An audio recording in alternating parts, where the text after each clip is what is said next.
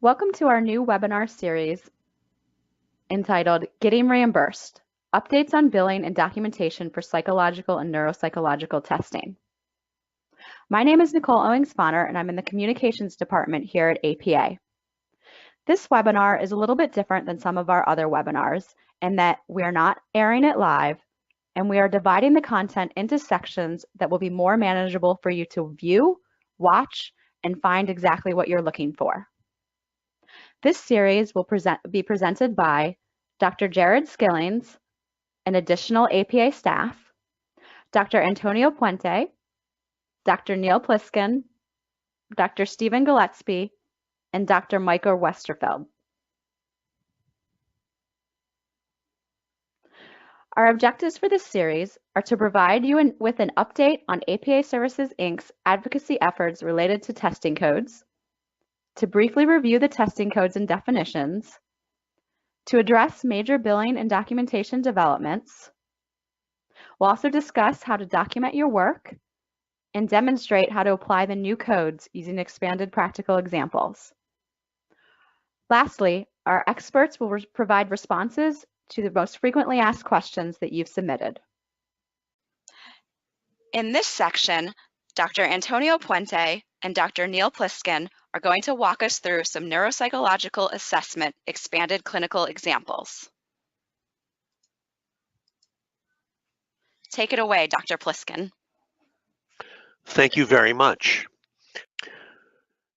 Here we see again this slide detailing the multiple stages associated with a neuropsychological assessment. And as we've talked about previously, stage one for many providers is doing an initial record review, clarifying the referral question, and possibly even designating some initial tests to be performed either by the qualified healthcare professional or by the technician.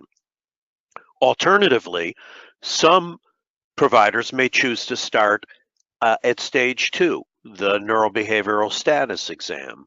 And then based on the results of the neurobehavioral status exam, may choose either an initial test selection or may choose to modify the initial test selection based on those clinical interview findings. The third stage in the assessment process will be the test administration and the time spent in non-face-to-face scoring. And that, again, may be done by the technician, or it may be done by the professional, or it might be both. And we have clinical examples that outline each for you. In stage four, once the evaluation is complete, the neurobehavioral status exam is done, the records are available to review, behavioral observations are made, then the professional work, the uniquely professional work of the, in this case, psychologist or neuropsychologist, is to take that information, integrate it, and pull it all together for your formulation that goes along with generating your report. And then in the typical episode of care, feedback, interactive feedback with the patient, family, or caregiver is seen as something that commonly occurs, or feedback to the referring physician, which would be considered post-service work. So these are the stages of the neuropsychological assessment process that we'll articulate in the coming examples. Next slide. So in this example, here's our typical patient, a 58-year-old male with a history of diabetes and hypertension who presents with a 6-month change in behavior, personality, and cognition, and a positive family history of Alzheimer's disease. Adult neuropsychologists will recognize this well as a very common referral question. Physician refers him for neuropsychological testing to establish whether the patient has any suspected mental illness or neuropsychological abnormality or central nervous system dysfunction. Next slide. So this slide's a bit complicated, but when you walk through it, you can see it will contain clearly all of the professional activity that's being done by the qualified healthcare professional in the various stages. And you'll see that in this neuropsychological test example, the evaluation and the services delivered occur over multiple days. And in this example, all the work is performed by the psychologist or neuropsychologist. So let's look at the right side of this slide, and you'll see that it's grouped into activities, not dates per se. So you have your neurobehavioral status exam in the first section. You have all of your neuropsychological testing evaluation services in the middle section, and you have your test administration and scoring by professional in the bottom section. And in our clinical example, we've had the neurobehavioral status exam take place on day 1. So in this example, the way that you would record it is you would record the time spent, start and stop times, and then in parentheses, the date that that service was provided, and the documentation associated with that. And so the neurobehavioral status exam, which in this example is all conducted on day 1, totals 75 minutes, so it exceeds the first 60 minutes, but does not exceed the threshold of an additional 31 minutes, so it's coded as 1 unit of the base 96116. Now, in our clinical example, we had in stage 1 was that initial pre-service record review and clarifying the referral question. And you'll see in the middle section, in our example, that took 5 minutes, and you would put the date that was conducted, which would be pre-service work on the first date of service. Based on those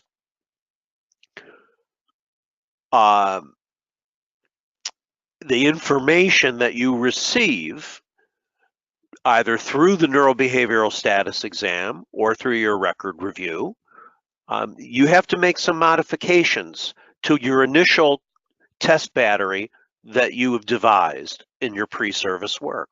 So that's intra-session clinical decision making.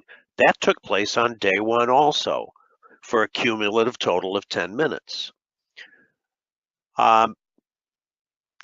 During the evaluation process, let's just say that in this example, the identified patient wasn't terribly happy about coming in for the evaluation. They agreed to do it, but when they got there, they said, well, why am I here and why should I stay? So before you can even really do any work, the professional has to spend some time working with the patient and educating the patient and managing the symptoms of that patient. And again, that's uniquely a professional activity.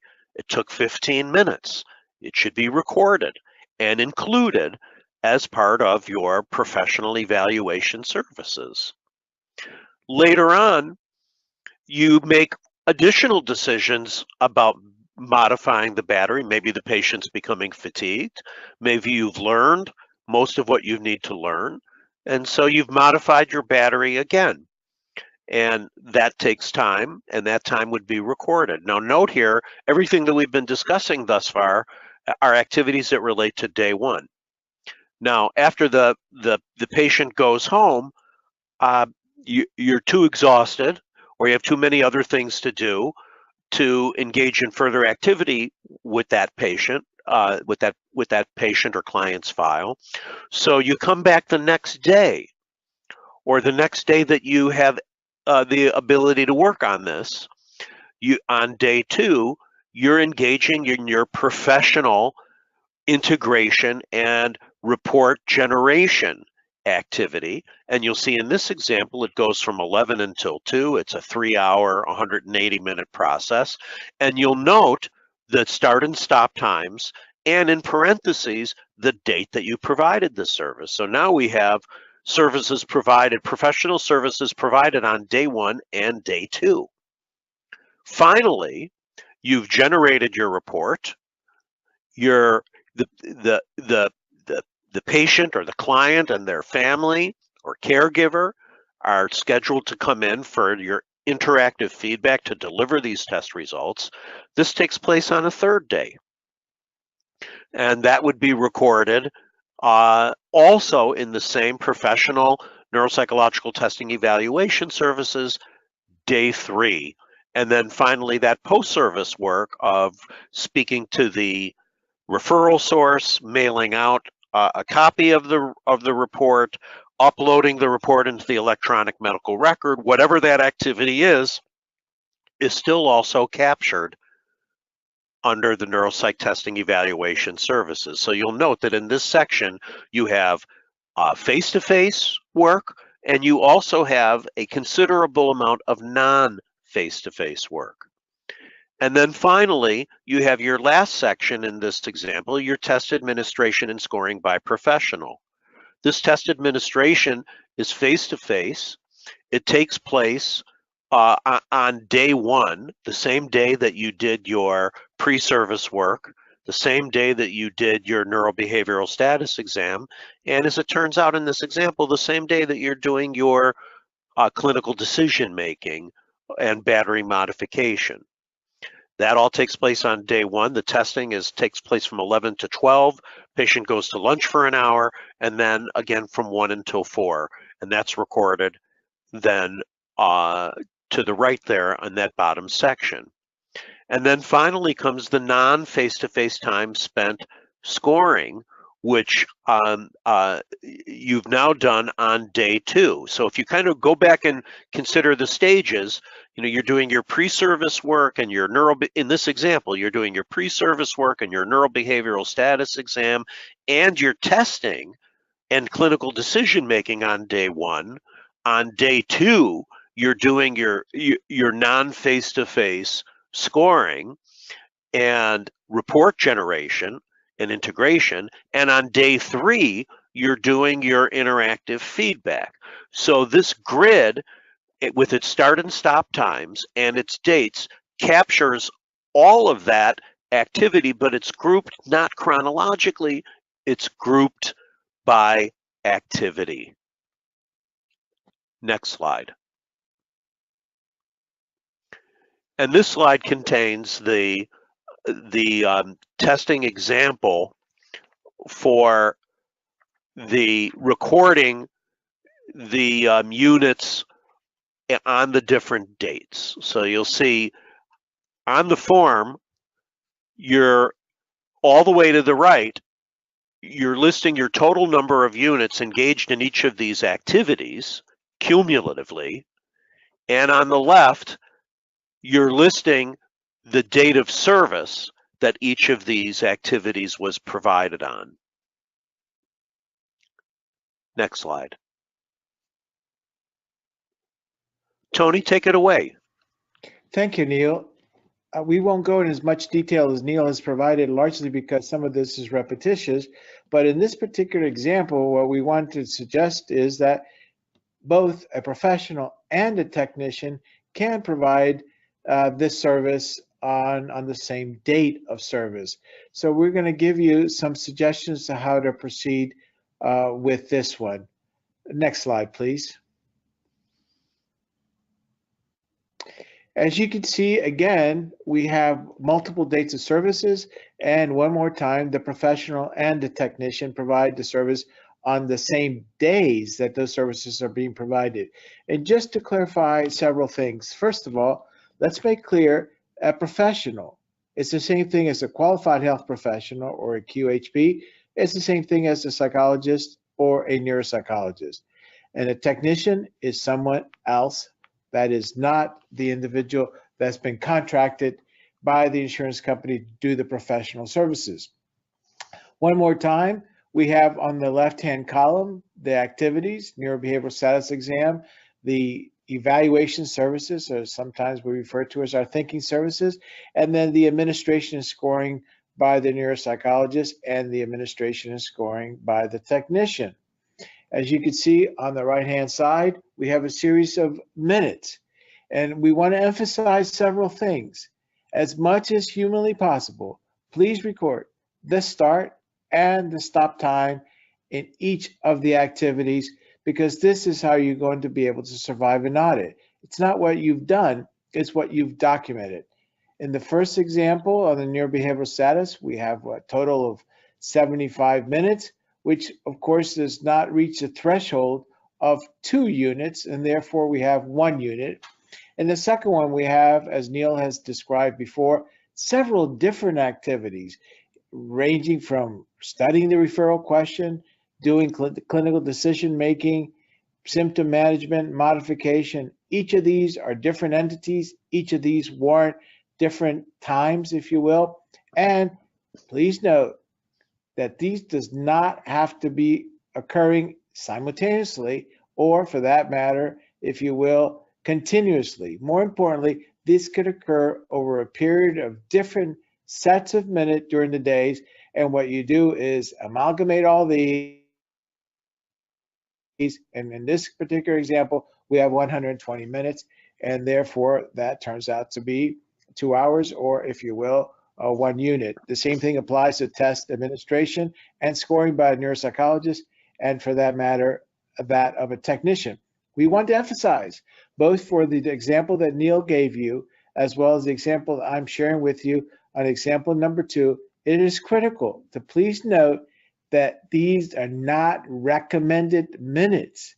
These are just examples. Conceivably, you could do this faster or slower than what we're proposing on these particular slides, and are not meant to be prescriptive, just descriptive. Next slide, please. As you can see, again, we are providing a HCFA form, the old 1500 form that's been amended here to tell you how each of the codes are put out on the form. And as you can see on the left-hand side, the dates. On the middle columns on the D, the different procedures. And then on the far right, the total number of days or units. Please note in this particular case that we've added 59 modifier. If the professional and the technician perform the test administration and scoring on different dates of service, different dates, no modifier is necessary. If the professional technician performs separate, distinct, and non-overlapping tests, in other words, we don't repeat the trail making twice, and on the same day with the same patient, 96, 136, and 138 must be billed with an appropriate modifier in order to bypass the National Correct Coding Initiative, or NCCI edit, that is currently in place. Dependent on very specific circumstances, one of the following modifiers would be appropriate. Modifier 59, which we're using in this particular instance, is a distinct procedural service. If it's a separate encounter, you can use the modifier XE. Next slide, please. And here we have a slide that explains the XE when there's a different, or if you will, a separate encounter. In this particular case, where we're explaining is that this is quite different than just a different service. It's a different encounter. And next slide, please. Neil? In this final example, we're looking at the assessment with test administration and scoring performed by technician only, which we know is a common method of practice, particularly for neuropsychologists. Next slide. So in this clinical example, the service is provided over multiple dates, and the test administration and scoring is performed by technician only. So without going into as much detail, you have your activities on day 1, day 2, and day 3. But in the case where the psychologist or the neuropsychologist is using a technician, the psychologist or neuropsychologist is always providing general supervision for the technician. All clinical decisions and battery modifications are strictly, and patient symptom management are strictly the activities of the qualified healthcare professional. And so in this mode of practice, you'll see that there are multiple instances of intra-session clinical decision making because the supervising psychologist or neuropsychologist will be meeting with the technician multiple times, potentially, over the course of the evaluation process to understand how the testing is going, to make decisions as to how to modify that battery if in fact it needs to be modified.